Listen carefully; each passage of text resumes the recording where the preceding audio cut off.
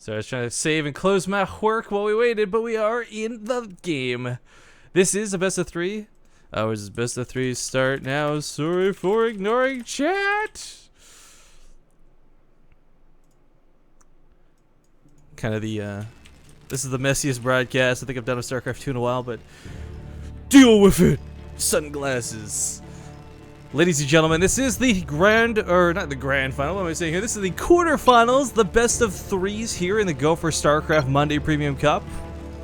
Please don't forget, guys, tomorrow Zombie Grub and I'll be back for the monthly finals.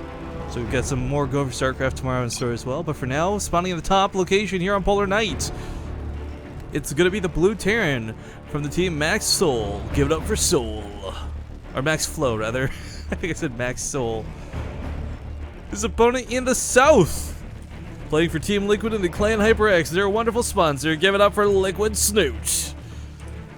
And I'm surprised HyperX doesn't force these guys to do like a clan and have the decal thing in the air be like a stick of RAM or something.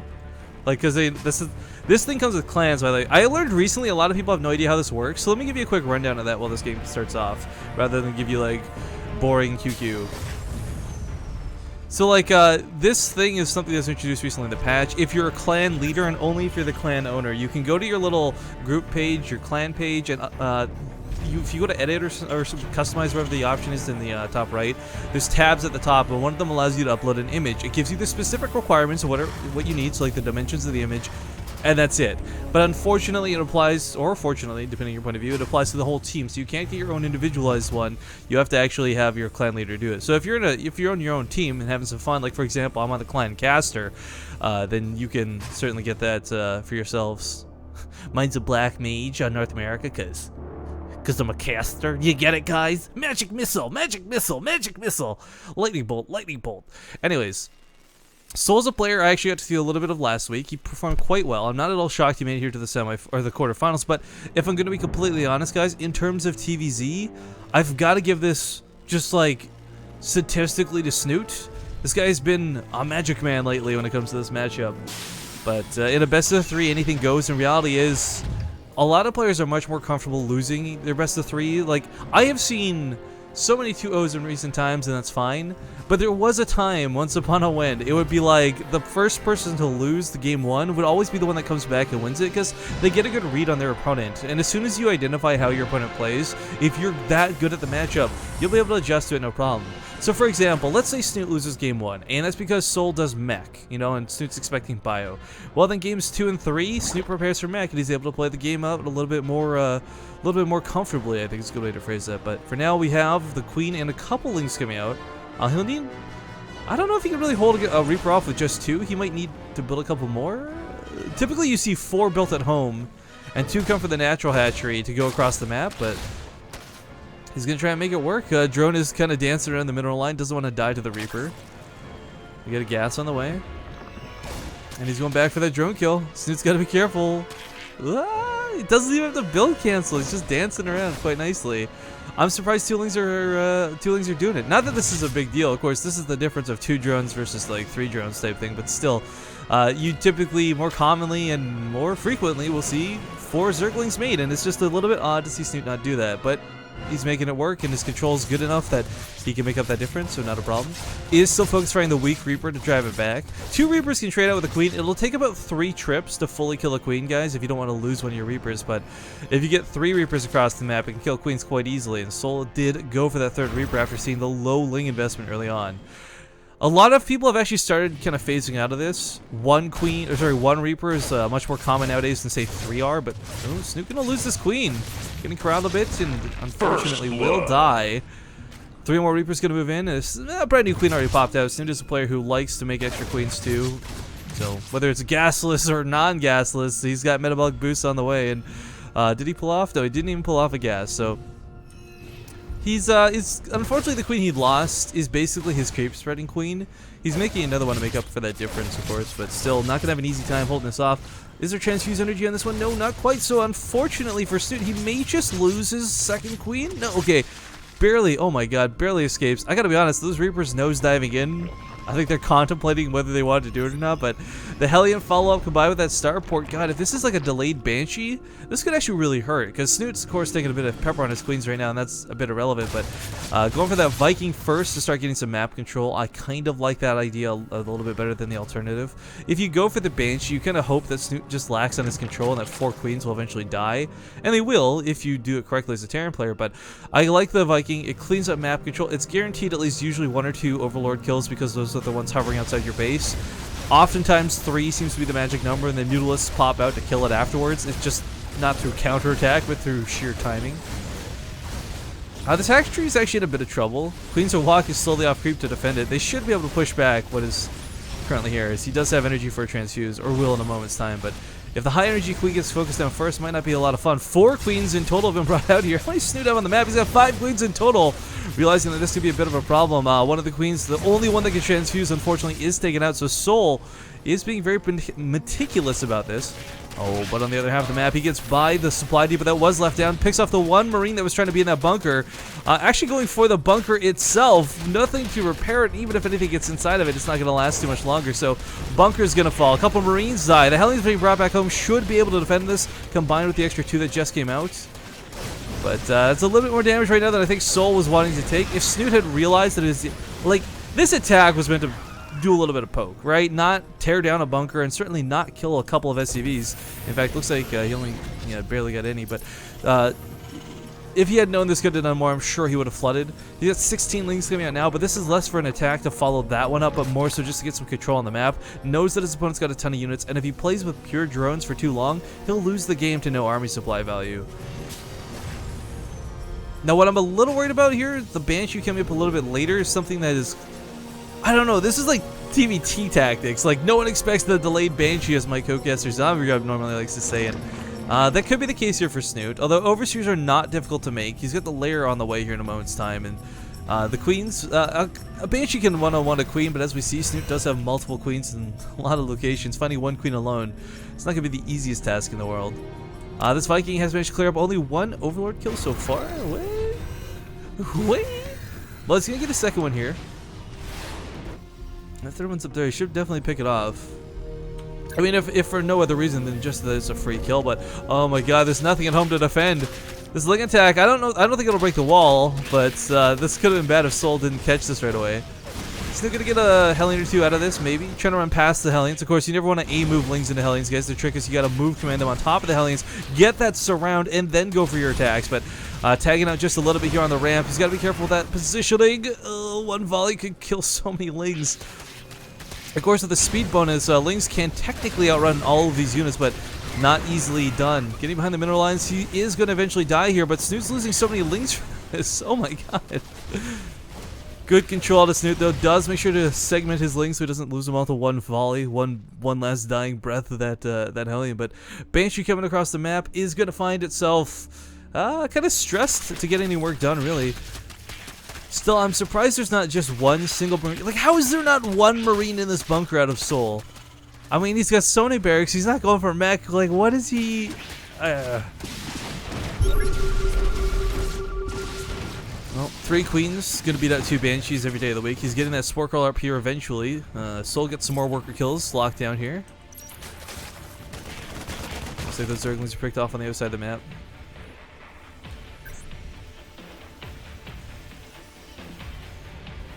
A lot of SCVs been put on the base here for Soul. Of course, he's just building up for when his 3rd gets completed. I mean, it's finished running, or it's up and running, but he can't afford to transfer right now. There's just too much going on between these 2 bases. Pretty good Widowmine hit there, but the other Widowmine did still die in the end. It's wow, he takes a 4th base up there towards the north. Viking claims yet another life. The Pult Viking. The Pult Viking. Just flying around. I always like to pretend these Vikings are targeted by Pults, because not only are they really effective against Zerg, but he's also the one player I saw do this first, foremost, and always. I'm not saying he invented this style of making 1 Viking to kill Overlords. It's not a style even, it's just like something you do, but forever in my heart it will be the Pulse Viking.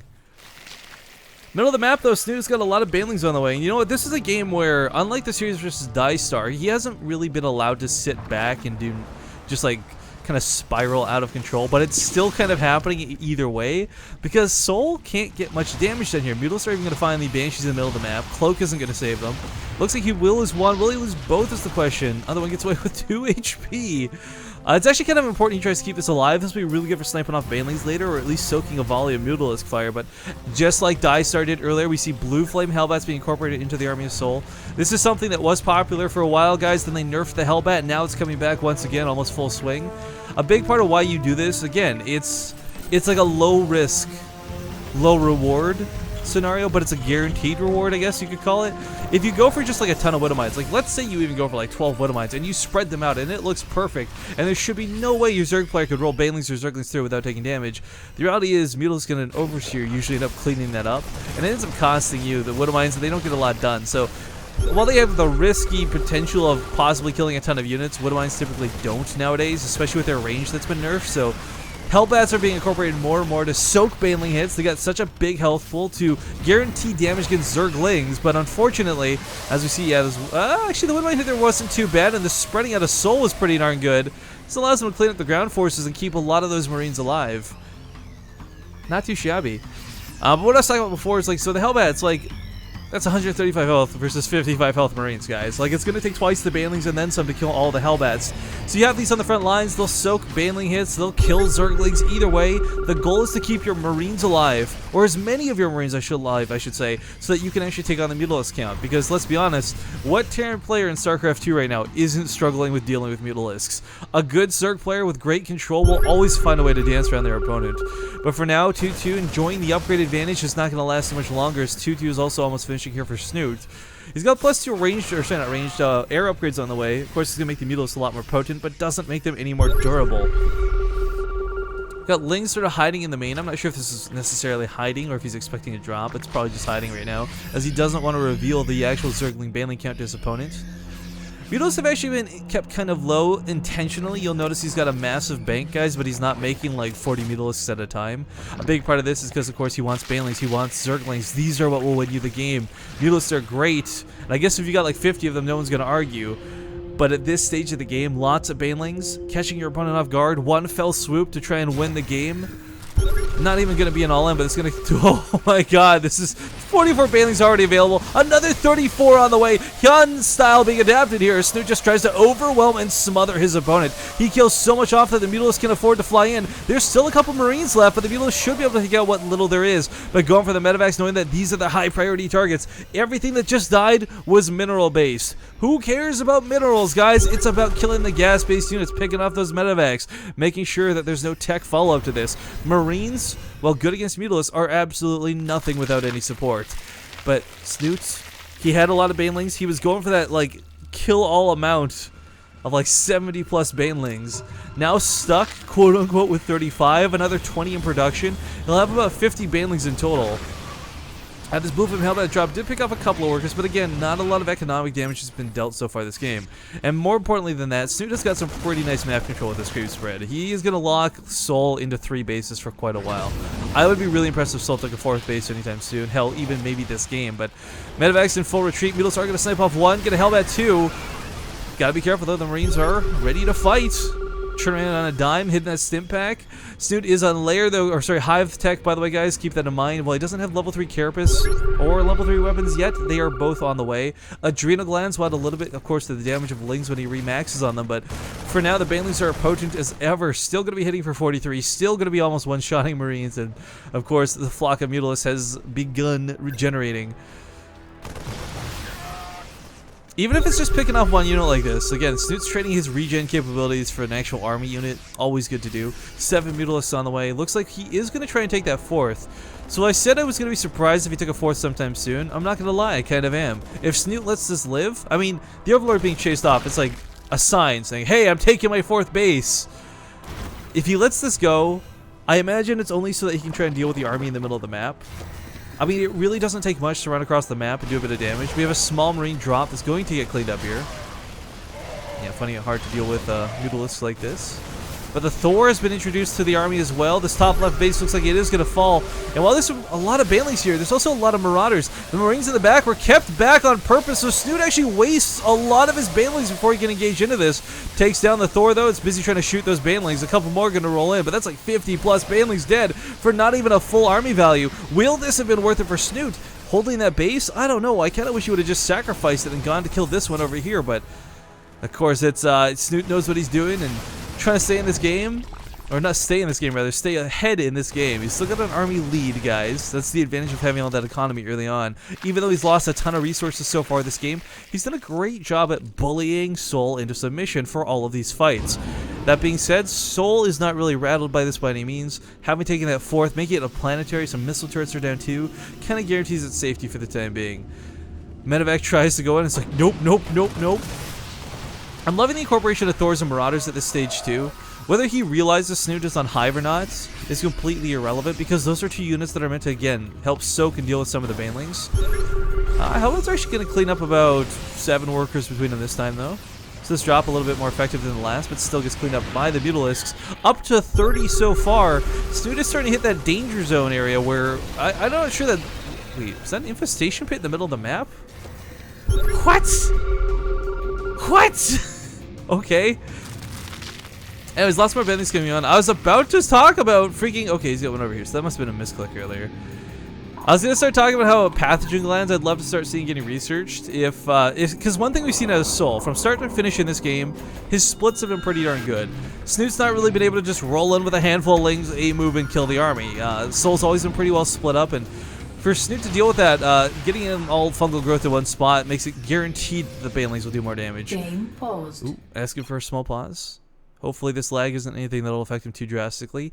Ultralisks are on the way, though. This was a transition that is not at all crazy by any means, but I do worry about how Snute tries to utilize these. It's kind of like a saying at this point. The best way to lose the game is to use Ultralisks.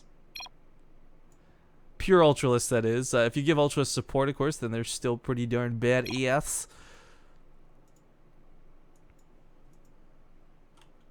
But give him a moment to clear this up, guys. Really hope that there's nothing too crazy going on.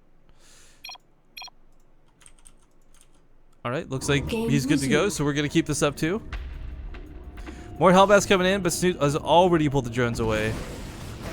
Of course, do keep in mind, while observers can move around during the pause screen, players cannot. They can't look at anything, so it's not like Snute gets to pause and look around for medevac drops or anything great, so heinous as that. But did lose quite a few.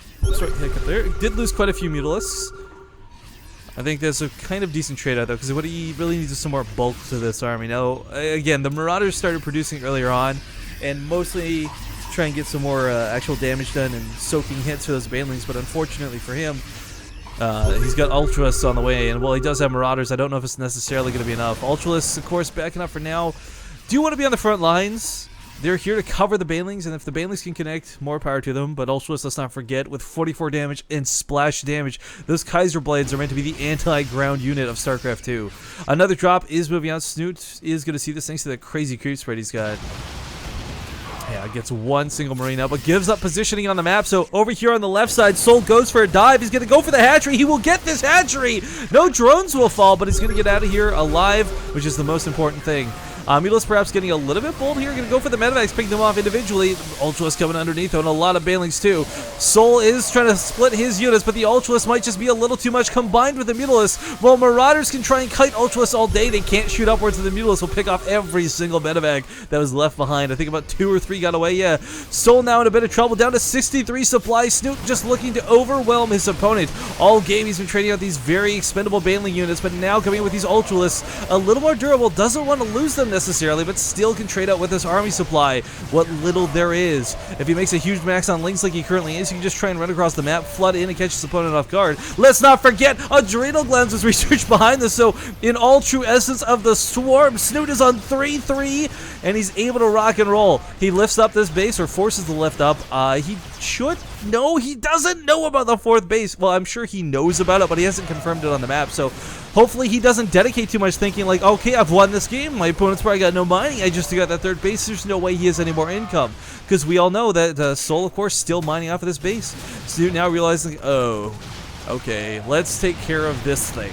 There's a small amount of turrets now, but certainly not enough to deal with all the Mutalisks. They will pick off like 1 or 2 of them, but with level 3 upgrades and no building armor, not a chance. Good game, well played. It's going to be called. Snute will take game 1 in this best of 3.